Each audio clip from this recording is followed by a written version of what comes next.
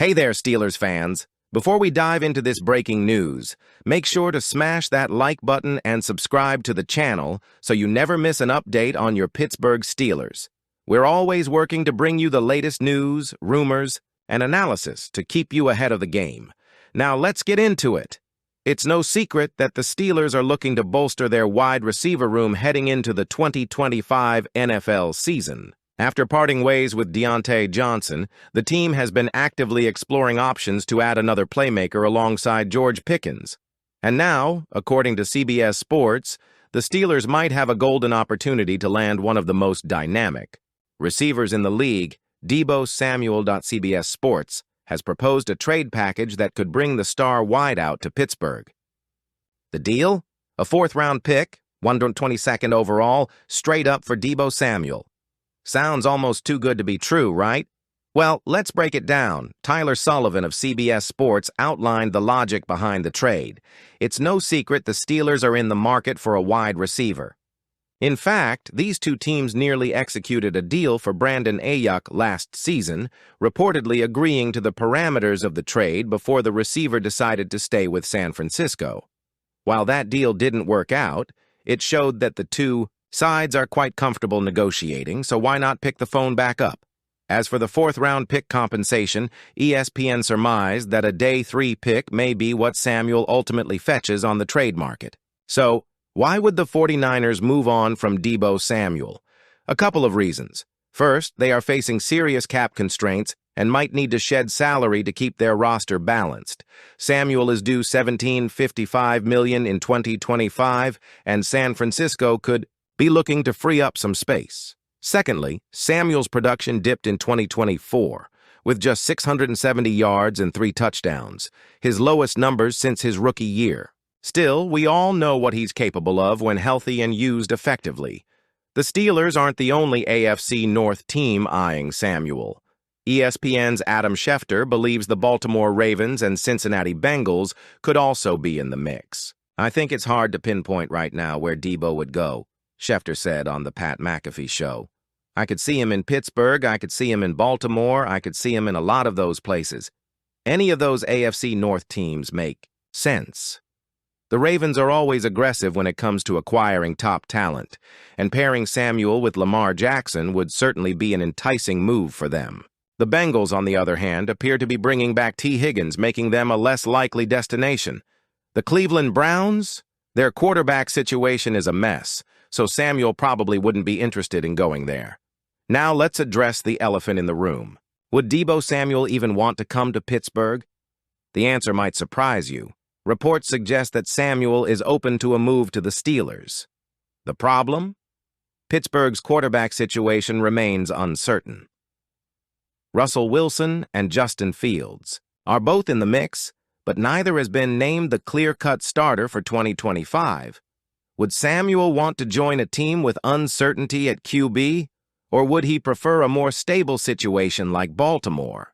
Jeremy Fowler of ESPN recently provided some insight into Fields' future, which could impact Samuel's decision. Justin Fields is going to be a pretty hot name, Fowler said. Outside of Sam Darnold, who is the top free agent quarterback, Fields can make a strong argument for number 2. I'm told Fields is open to a return to Pittsburgh. He had a good experience there. The belief is that Pittsburgh is also open to that too, but he wants a clean runway to start a full season. He would like to be the guy wherever he goes. This is where things get interesting. If the Steelers commit to Fields and lock him into a contract, it could make Pittsburgh an even more attractive destination for Samuel. Fields' athleticism and deep ball ability could mesh well with Samuel's play style, giving the Steelers one of the most exciting offenses in the AFC. Let's be real. Giving up a 4th-round pick for Debo Samuel would be an absolute steal. The risk is minimal, and the reward is massive. Even though Samuel had a down year in 2024, he still possesses elite talent and could thrive in the right system. If the Steelers make this move, they'd be adding a proven weapon to complement George Pickens. That would give Pittsburgh a legitimate 1-2 punch at receiver, something they've lacked since the days of Antonio Brown and Juju Smith-Schuster. Throw in Pat Freiermuth at tight end, and suddenly, this offense looks a whole lot more dangerous. Let's be real. If there's one unit on this team that desperately needs an upgrade, it's the offensive line. Yeah, the wide receiver room is a bit of a mess outside of George Pickens, but the Steelers' identity has always been built around the run game, and to have a dominant run game, you need a strong offensive line. Well, according to Jerry Dulac of the Pittsburgh Post-Gazette, the Steelers are preparing to let two of their starting offensive linemen walk in free agency. Lefts, tackle Dan Moore Jr. and guard James Daniels. That's right, Steelers fans. Not one, but two starters could be heading out the door when the market opens on March 12th. Who's leaving? Breaking down the two starters. A lot of people might shrug at this news and say, so what? Moore was never elite. But let's pump the brakes on that for a second. Moore actually had the best season of his career last year. His PFF grade saw a significant jump, and while he wasn't perfect, he was quietly solid for Pittsburgh. Losing him means the Steelers need a clear plan for who's protecting the blind side in 2025. Then there's James Daniels, who, on paper, might seem like an easy player to move on from since he only played in 4 games last year due to a season-ending Achilles injury. But here's the thing. Daniels is still considered one of the top free agent guards in the NFL. ESPN even ranked him 38th overall in their annual free agent rankings. When he was healthy, Daniels was a force in the run game. In fact, in the first 4 weeks of the season, his run-block win rate of 82.7% ranked second among all NFL guards, only behind Quentin Nelson of the Colts. That's elite-level blocking. And guess what? Teams that need interior offensive line help, like the Cincinnati Bengals, are already being linked to him. Imagine him protecting Joe Burrow instead of paving the way for Najee Harris. That's not a scenario we want to see, all right? So if Moore and Daniels are gone, who's taking their spots? The Steelers do have a plan in place, but it's a risky one. It looks like the Steelers want second-year player Troy Fautanu to take over at left tackle. He's an exciting young player. But here's the catch. He barely played last season. Expecting him to come in and be the guy at such a crucial position is a massive gamble. Then at guard, the Steelers are banking on Mason McCormick, a 4th-round pick, to step into a full-time starting role.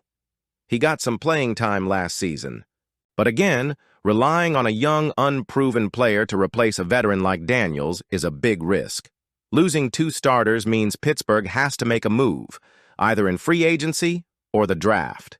There are some solid free agent offensive linemen available, but the question is whether the Steelers are willing to spend money to bring in veterans.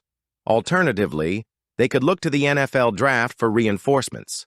The Steelers hold the 20th overall pick, and there should be some high-quality offensive linemen available in the first round. If they go that route, they could secure a long-term answer at either tackle or guard. But relying on rookies to fix an already shaky offensive line is a risky approach. Steelers Nation, this is a move that could change everything. If Pittsburgh can land Debo Samuel for a mid-round pick, it would be a home run. But there are still a lot of moving pieces. Samuel's trade request, the Steelers' quarterback decision, and potential competition from other teams.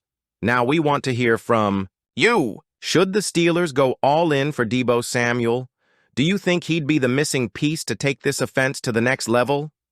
Drop your thoughts in the comments below.